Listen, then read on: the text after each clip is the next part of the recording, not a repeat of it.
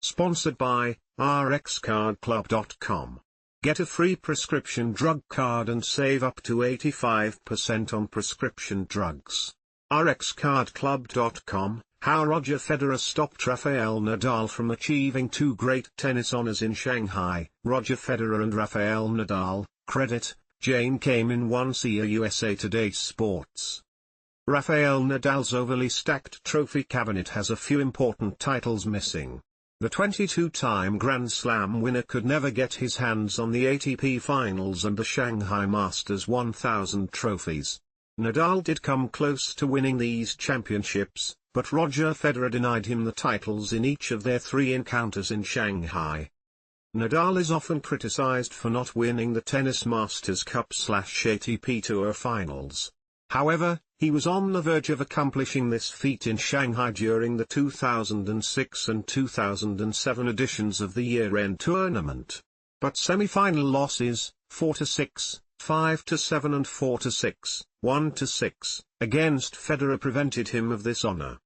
An opportunity was presented for the Spaniard to redeem himself a decade later, as the two rivals met in the finals of the Shanghai Masters 2017.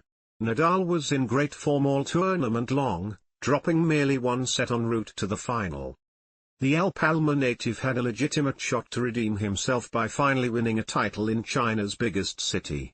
Much to everyone's surprise, the Swiss maestro required merely 72 minutes to clinch yet another straight set, 6-4, 6-3, victory over Rafa.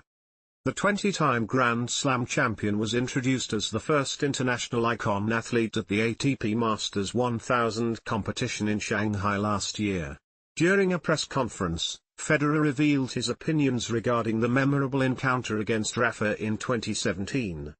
"I thought I played extremely well in that match.